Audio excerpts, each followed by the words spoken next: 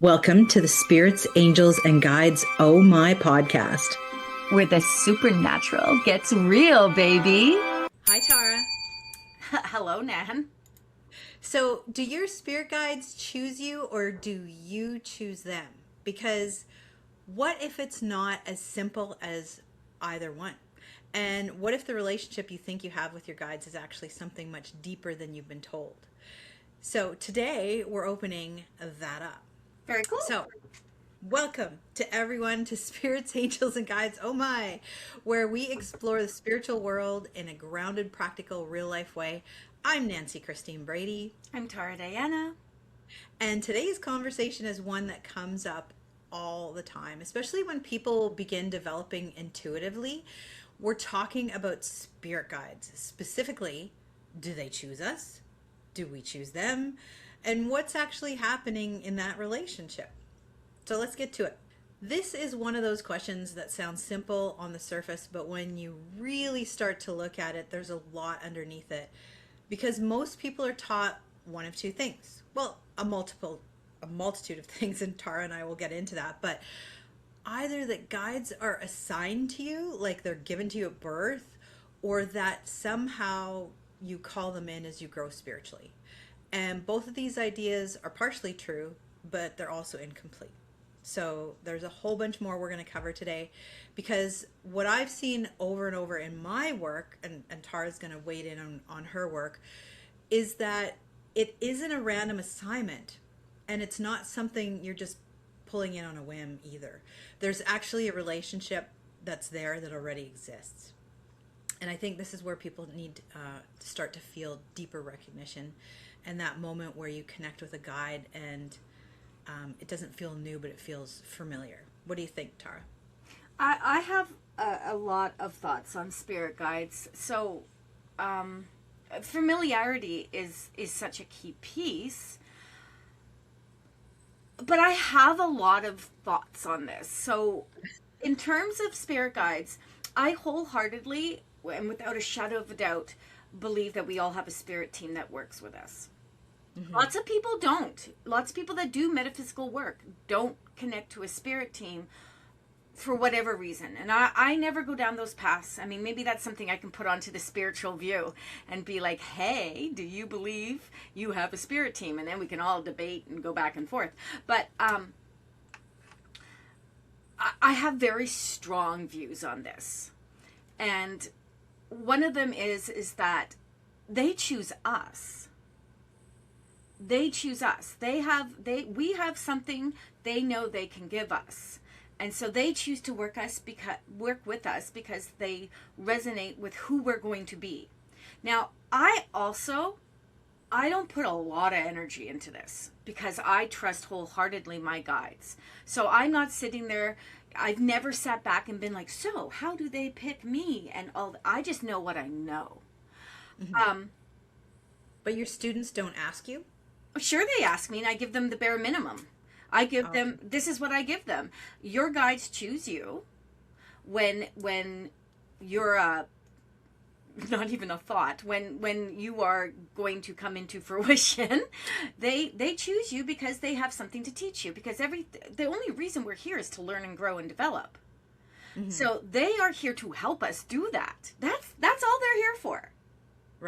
Right? That's why the guides come through. They're not here to just chill with us and be like our imaginary friends. They are here with purpose. Mm-hmm. So for me, it is that simple. They come through, they connect with us. Do you have 350 guides? No. Do you want to have 350 guides? No. Sure.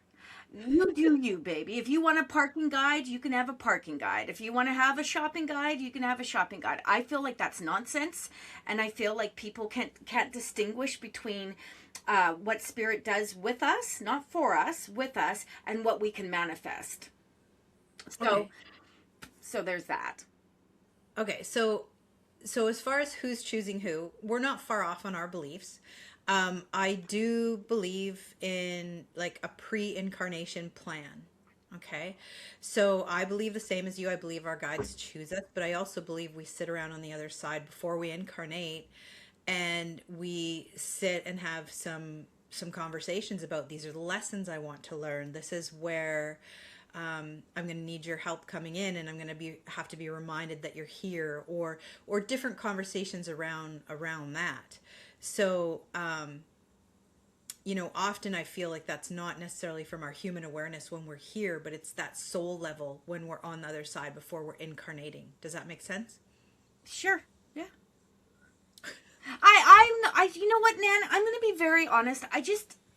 I'm not the person. I am the simplest medium you're going to come across. Yes, I have very strong views. Yes, I've done a lot of work, but what I know and what I ask from Spirit, I want it to be in the simplest terms. This is what Spirit says to me. You come to the other side, you reflect on what you had in this lifetime, and what you didn't accomplish, you come back and do again. So I've never had that conversation with Spirit, and maybe I ought to, or maybe I need to be my 54-year-old self and just do me, I'm just like, okay, that's what we do. And Spirits come through.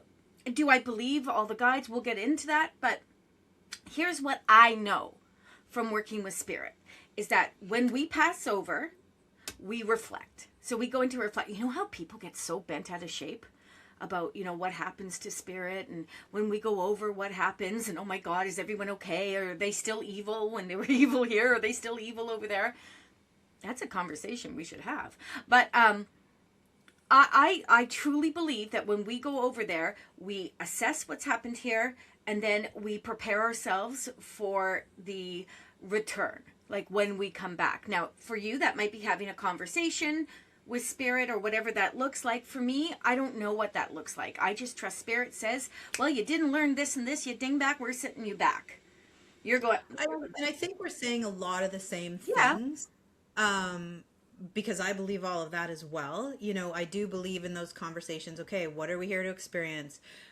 What we're here to learn, what we're moving through, and then agreements are made with them, right? So it's not rigid plans, but it's sort of intentional alignments, and that our guides are part of that. So that's kind of, that's where we differ, because I don't feel that. I feel like if they told us what we were supposed to do when we came down here, if we made agreements and all those things, then why we're not doing it?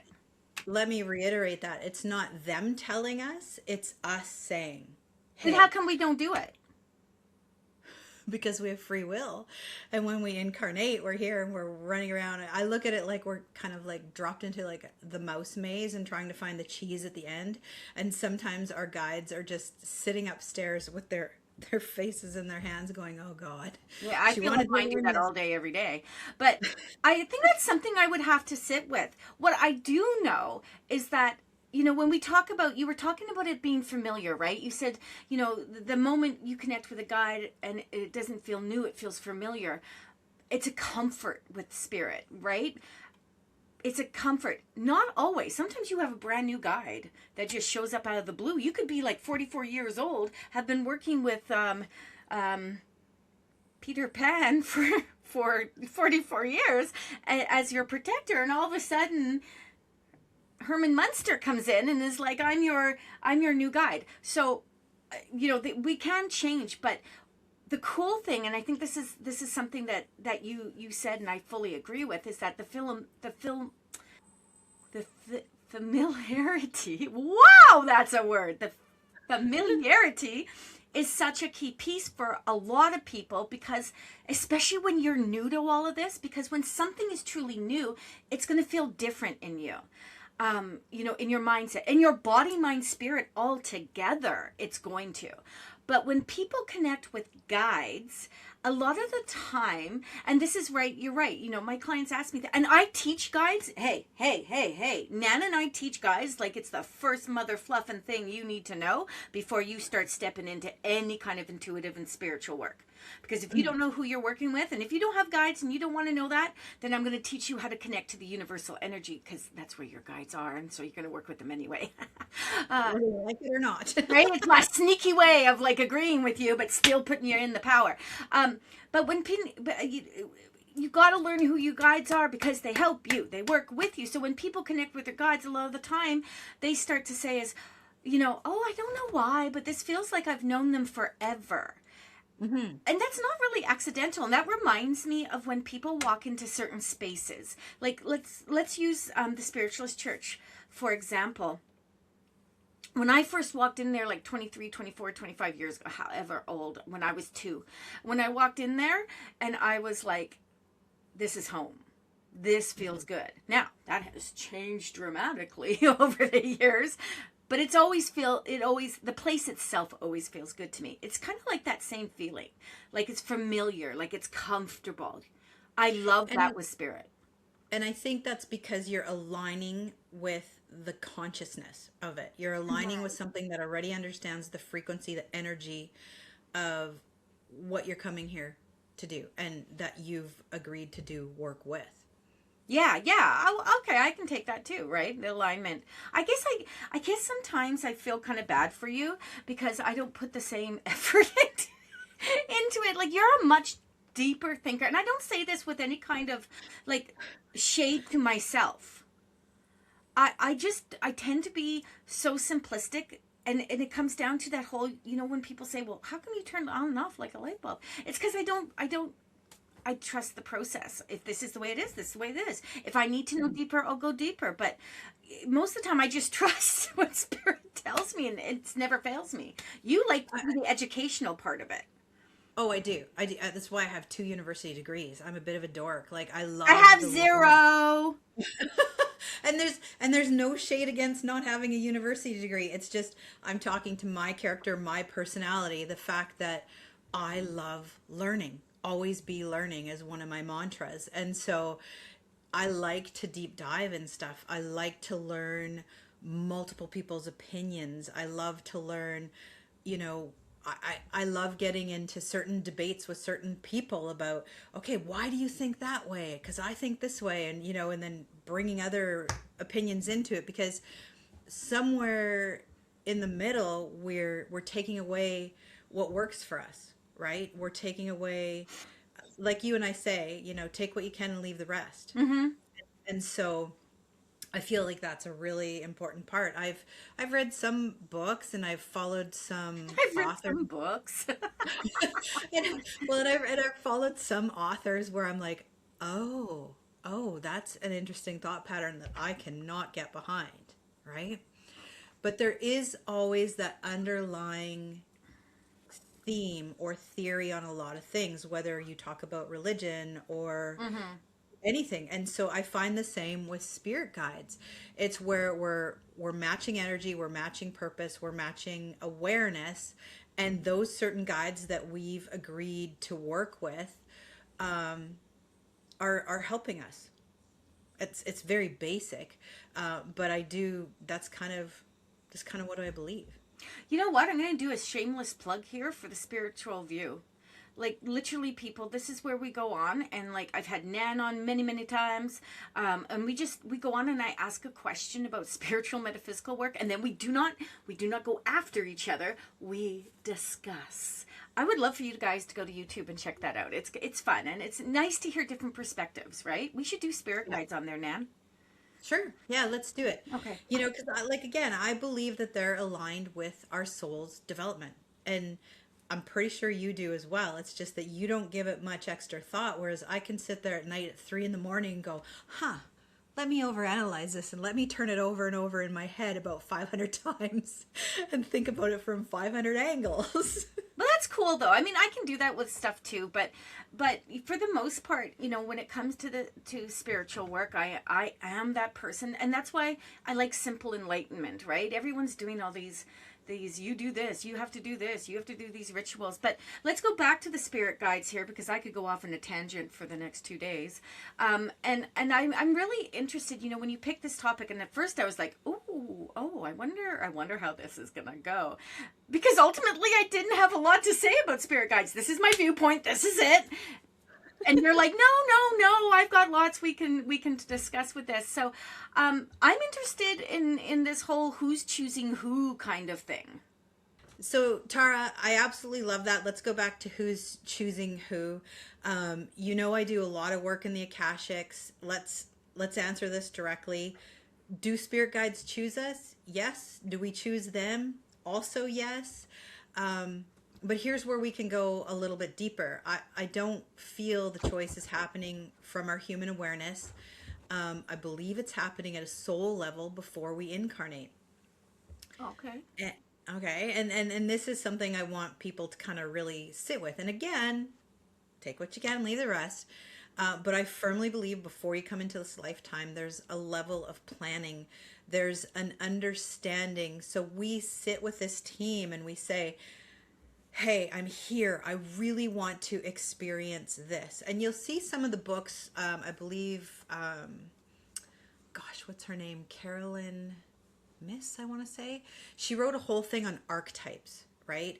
And so there's different type of archetypes that you'll come in and you'll be. And then there's different types of underlying themes of what you're here to learn. So let's dumb it down really basic. Are you here to move through unconditional love and acceptance?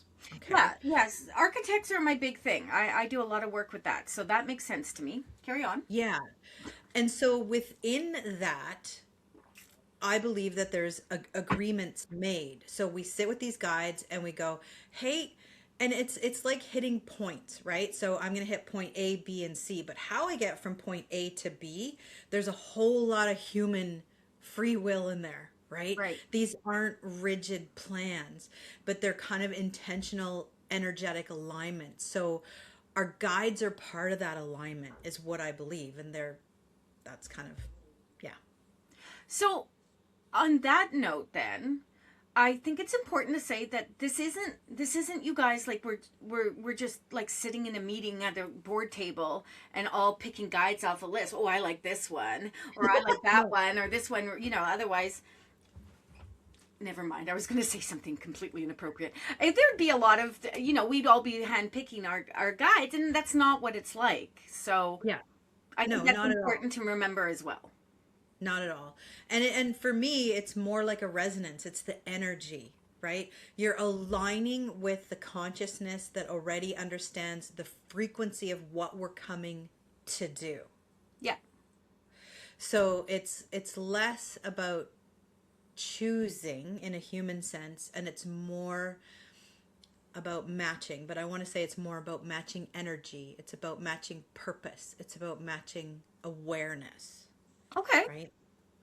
And that's why I believe certain guides are with us, because they already understand the terrain that we're sort of stepping into. Okay, well that makes sense because again, like I said, I'm not that deep of a thinker. When I ask spirit gives it to me simply so I can just carry on with my day. But that aligns with what I agree with, and what spirit has showed me is that, hey, we see you. We know how you're going to come into this space, how your personality is going to kind of come to fruition, and we have what we can offer you.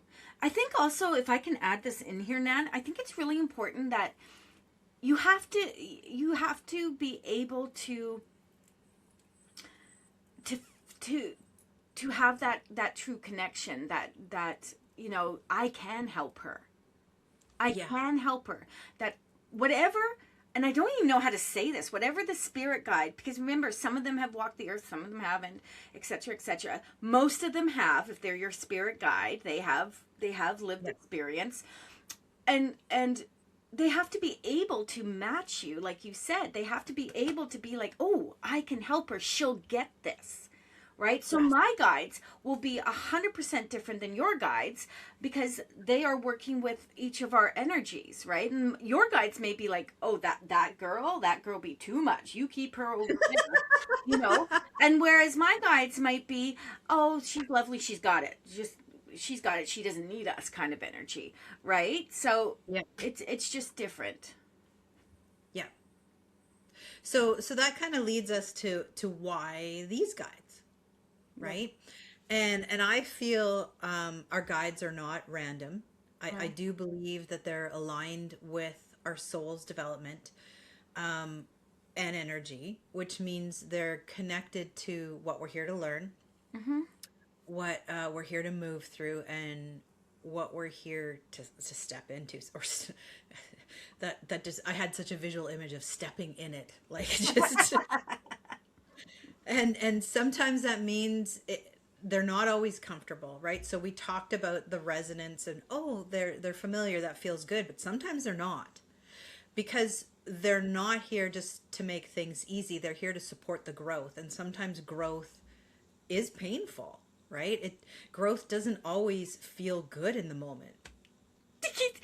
I just, some spirit really liked what you just said, because this random thumb just came up onto the screen and like, I'm like, what is that? And on your side of the screen, this random thumb just gave us a thumbs up. Okay, can I say something about that, which is really hilarious? So when I do my meetings with clients and I do readings and I do my trainings and stuff like that, you know how Zoom has the AI features and it can do those random thumbs and stuff? Yeah. I have that turned off on my Zoom. Okay. But every single time when spirit really wants to like kick in and add to the point, I get that thumb. It always comes up. I was like, what is that? This random ghost thumb coming through. Anyway, sorry. It. Thank you, Spirit. Yeah. So we were talking about how growth doesn't necessarily always feel good in the moment. What do you think about that? Well, I mean, there's so much to that, right? Growth can be put upon us in ways that we aren't ready for, we don't understand. So yeah, I mean, growth doesn't always feel good in the moment. I have very, very rarely had my guides change. I've only ever had my healing guide change over, and that was random and strange and all sorts of stuff. I mean, but I always just lean into it. I'm like, oh, you went from an elderly indigenous medicine woman to a Black Panther. Who am I to question it? Let's just go. And I never asked. I never said goodbye to my indigenous. I do miss her a little bit, but she comes through in channelings when I do trance and stuff. Oh, nice. But so for me, I think people's expectations when we talk about guides and what they can do will really get in the way of all of this. Because people are expecting guidance to feel like reassurance all the time.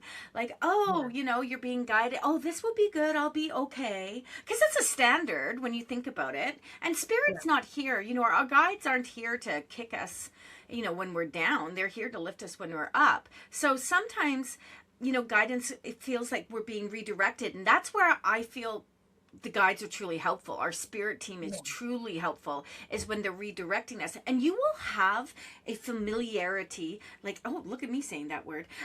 You will have like this connection that you can just go with the flow. So sometimes it's going to feel like, oh, not this way. Like, slow down. My guides are always like, slow down. This doesn't surprise me for you. Have a nap. Eat something, right? Like, take a break, Cara, or look again, even, and that can be putting off. Yeah. Right. It's like having a friend of yours come over and be like, "Oh, you need to slow down, girlfriend." And you're like, "Who are you talking to? Excuse you?" Right? Like. So sometimes you don't want to slow down. You don't want to. Your humanness is like, I'm full steam ahead. Go, go, go, go, go. And Spirit's like, slap, slap, slap, slap, slap. And, what's going to happen is you ignore them. And you keep going. I do this all the time. And then I get something down the road that says, well, if you had done it this way, if you'd taken a break from me, you would have been okay. But look at you now, you hot mess. And then, right? And then I'm like, so there's the lesson right there. But, again, it's not always comforting. It's not always what you're looking for. And I think as humans, we tend to be defensive in that space. Oh my God. Yeah. But it is always supportive in a much deeper way, right? So the other question I get a lot with my students, Tara, and you might get this, and you touched on it a little bit earlier, but I want to go a little bit deeper into it, was, were your guides ever human? Okay. This is a big question people ask a lot. Have our guides been human before? And the answer is yes. Some of them have. A lot of them have. I would say in my personal, humble opinion, 95% of them have been. Same. Lived experience, right? How do they? But I'm going to share a story with you. When I was doing a reading for one beautiful soul, she's unfortunately no longer on this earth, but It was when I was first practicing, and I did a whole bunch of free readings. And I said to my one girlfriend, do you want to come over so I can practice on you? And she said, sure. And so she brought four of her daughters. So I did like five readings, and it was like, oh, back to back to back. It was crazy. Well, that was And very, very nice of her. well, No, it was okay. Like I just took it as a good challenge. Spirit lined up and said, let's do this. you're a better And person than me, Nan. well, and all I asked in exchange when I was doing my practice readings was if it resonated with you and you liked the reading and you feel like I nailed it, give me a testimonial. That was my exchange at the time. So her one daughter sat down, and the most profound, almost angelic type of energy I'd ever felt in a spirit guide stepped forward. And sometimes how you can pick up on the sex of your guide, is it male, is it female, is it not? There was just that angelic higher being feeling with this person. And I said to them, who are you? Like, I've never experienced a guide like this before. And they said, I am what you would call alien. And I was like, wild. Okay, that's cool, because I'd never had an alien come through before. And so at the time I asked my mentor that I was working with, and she said, she had never had that happen. Of course, you know who I'm talking about. And she said that that was really cool and special experience. So I go on the one time that I've had that different type of energy come through that was really cool. And then of course that led me down so many holes about I need to go look into UFOs now, and I need to look into all this other stuff. But there is that. So there are, in my opinion, different types of guides. There, a lot of them, in my opinion, have had a human incarnation, while the one that I experienced have not. And the fact that I experienced one tells me there must be others. But I do feel a lot of them have at least incarnated. Like, I believe that this alien spirit guide, which we'll call it, would have had incarnations as a human on Earth in order to understand and be a proper guide for her. Does that make sense? Yeah. Yeah. So you can often feel the difference, and guides who have been human a lot tend to have a really grounded understanding of the human experience. Whereas with this particular individual, I felt he was a little bit more removed, right? And I do believe, and of course now I'm getting into some of the stuff that it's going to be interesting to watch the look on your face, but I believe he's only had a couple incarnations on Earth, and it had been in other solar systems mostly. But I believe she too had mostly had a lot of incarnations in other solar systems. And so he was there almost like a warm blanket to go, you got this. You're going to go and experience the crazy emotional ups and downs of Earth, because I don't believe a lot of other places have the intense emotion that we have here. But this might be a whole other podcast or another spiritual view topic. Well, I guess, I would assume that most of them get it, whatever it is, in a different way. Mm-hmm. Like they understand maybe the emotional layer of being human. Yes. Yeah. Yeah. But there's always going to be that relatability to our guides and that familiarity on how they communicate with us, right? Yeah. Yeah. I have a Fae guide, so Fae being very fairy-like, but like an adult, a very human fairy kind of energy. So I have a Fae guide, so I understand where some of that comes from, but they have way more of an earthbound energy, Mother Earth type of energy. And she's lovely, and I connect with her in such a simplistic way, and because she does have an extensive humanness to her, I think it would be easier for me, like I really don't need a reptilian coming through and being like, hey, I'm your guide. So Yeah. Yeah. it is what it is. Yeah. Yeah, absolutely. Okay, so whereas other guides I feel like Well, and I love the fact that you talked about Faye, because I do feel, the grounding energy, whereas some can feel more expansive, Mm-hmm. right? Some feel more neutral, some feel less personal, right? Yeah. Whereas others feel like very intimate. Like my mediumship guide, he's a short, stocky, round Jewish man named Paul. And I love him, and he is the most, I could hug him. I just, whereas like some of my other guides, they come through like my master guide. I feel like sometimes I'm being talked to like, come on, girl, you got to smarten up a bit. Like you got to get this, Mm. right? Yeah. Yeah.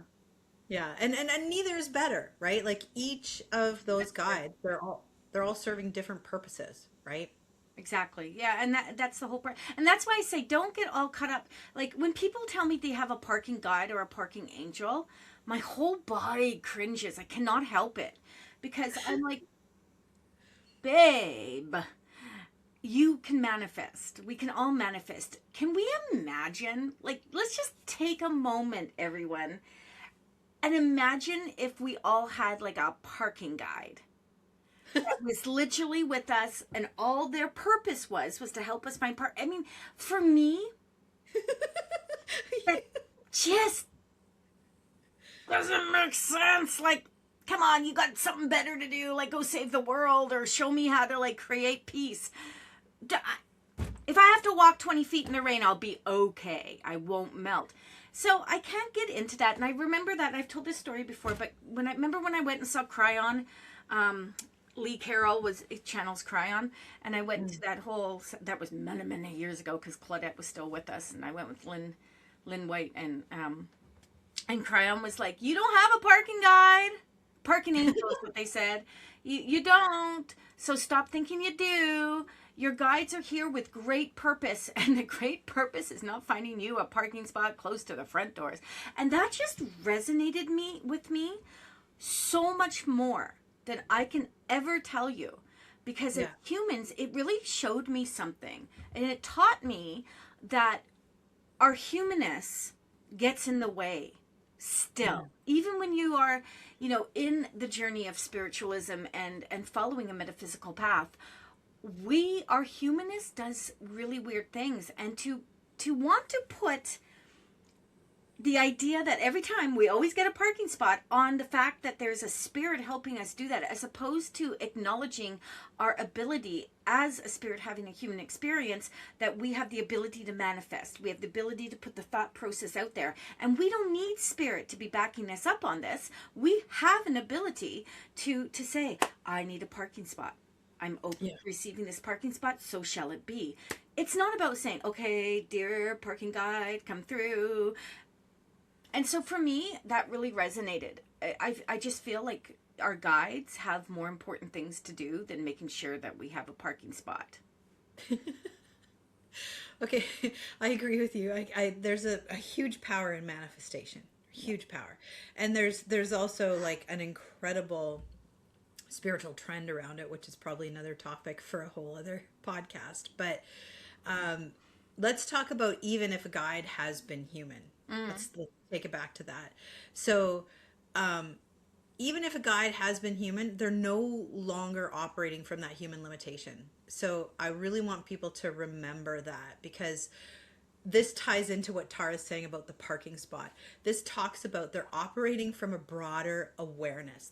They may understand your experience, but they're not in it the way that we are, right? Mm-hmm. So let's go further into this with the relationship piece of this, because this is a part I really want people to understand, and it kind of piggybacks on what Tara was talking about.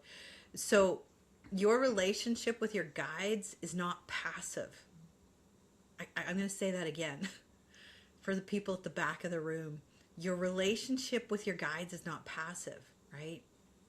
It's not just about them talking and you listening, it's interactive. Would you agree, Tara? Yeah. Yeah. Yeah. And I feel like the more that we engage with them intentionally, the clearer that connection becomes. And the engagement doesn't mean forcing it, it means asking, noticing, responding, reflecting. What do you think? Well, that's where development shifts, right? Because you stop waiting for something to happen and you start recognizing that something is already happening. Yeah. Right. So, and that again goes back to what I said, though. You know, you don't have to give away your sovereignty, your power to a guide so that you can get a parking spot. I'm high on this hill. I'm, Hyper focused on the parking people. but it's a good point. It is. It's a So, great point. you know, what are people getting wrong here? What are they getting wrong? There's a lot of misunderstanding around these guides and people thinking they can swap them out. They can upgrade them. Oh my God. The number of people when we start doing the work that all want indigenous True. guides, Yeah. Yeah. that all want indigenous guides. And somehow they're going to level up to a medicine man, a medicine woman, which goes to show you, first of all, how beautifully relevant and respected those positions and you know, states of being are to people. You know, Yes. everyone wants a medicine man, everyone wants a medicine woman. Sometimes I don't think they understand what they're actually asking for, but you cannot upgrade them. And and here's the thing, you're not doing something wrong if they're not, if you're not getting this clear as a bell, if you're not 100% sure, if you're like, I don't know who my guide is, you have to do some work for sure. Mm-hmm. But none of that is actually how this works. You can't upgrade them. You can't just swap them out and be like, hey, I'm ready for a new like my master teacher told me Kuan Yin and has never changed. Now, I would never change Kuan Yin as my master teacher. Or Yeah. nor would I change Tony as my mediumistic guide. And Tony, what Tony did is he just emerged into almost every guide I have except for my healer and my master Oh. teacher. He just kind of Okay. merged and took over into all of this. And his name is Tony. And plain as day, none of this, you know, purple cloud, pumpkin seed, you know, none of these weird things that people come up with. Literally, his name is Tony. He presents himself to me. I don't know what he looks like in the spirit world. This is how he looks like to me, as a black, shorter gentleman dressed in one of those. This is what I love, and this is why I think we get along so well. In a pinstripe suit from like the 1920s gangster era. Yes. Nice. Right? With the black and white shoes and the hat that's kind of, oh my goodness. Now, again, let's just take a moment here, just really quick. That's not necessarily how everyone's guide's going to come through. And remember this, they're going to come through so you can resonate with them, so you can connect with them easily and effortlessly. Yes, and the images that they give you of who they are what we need. That's not how they are on the other side, right? Right? It's often what we need to see visually. So I find it very authentic when someone says to me, oh, I've got a new guide, or I've met my guide, and I'll say, oh, can you describe them? And they describe something that's a little more unique than your standard, oh, it's a man in a robe and with a long beard. They always seem to describe Jesus, or a woman that is indigenous, or, you know, that may be what you need, but that also may be your mindset. So Yeah. I find it very interesting when people come through and how articulate they are in connecting to their spirit and explaining it. Yeah. Yeah. That's very cool. Yeah, because your guides are not something you collect, really. They're not something you replace. Like It's a Pokemon. Exactly. Like these are relationships that we're having, and like any relationship, it develops through consistency and the big T word, trust and time, right? Yeah. And sometimes silence. That's a hard one for people. Oh, who's talking about silence? So what is our role in this? So if this isn't about getting or receiving guides, what is your role? Your role is awareness, right? Your role is learning how to receive. Your role is about building that trust in your own perception. Manifest the parking spot. Because your guides are already there. And you can manifest your own parking spot. That is already there. I just literally pictured like a guy in a robe standing in a parking spot. I got you. I got you. Come on in. Come park here. This is it. I promise. Oh my God. So the question is, are you available to that connection? And availability isn't about effort. It's about presence. Would you agree? Mm-hmm. Yep. Yeah. Yeah. So when we come back to the original question, do spirit guides choose us? Yes. And you choose them. But more than that, there's already an agreement in place. There's already a relationship. And your work, doing the work here, is not to go searching for something new. It's about recognizing what's already there, what you already have, and learning how to meet it. Yeah. Yeah. Any final thoughts, Tara? Again, when we come back to, and you choose them, I think it's an acceptance more than choosing them, because they've chosen us, so they're going to come through. And again, we can't pick and choose who our guides are. So it's more not so much for me that we choose them, it's more that we accept them, we receive them, we are willing to work with them, because there's a lot of people that don't want to work with guides, that don't understand it, that don't want to admit. And I really feel that all the spiritual people who say they're not working with their guides are not working with spirit. They're working energetically, maybe psychically, maybe intuitively, because they'd be able to feel their guides. That's just my humble opinion. You can come at me. We can debate it. But that's just my humble opinion. So there you go. There we go. Well, everyone, thank you so much for being here with us today and listening to this podcast, spending time in this conversation. And of course, if this landed with you, if this resonated, if you got something out of it, babies, make sure you subscribe, you follow along, and share this with someone who might need to hear it, because they need a parking spot. We love being able to bring these conversations forward in a way that feels real, grounded, and supportive. And as always, follow us on all our platforms. Spirit Essence by Tara Diana, Nancy Christine Brady. Sit in your power, trust your process, and stay connected. We'll see you next time on Spirits, Angels, and Guides. Oh my! Bye. Bye! Thanks for joining us on this journey into the wonderfully weird and metaphysical. If you loved what you heard, don't forget to follow us for more insights and behind-the-scenes fun.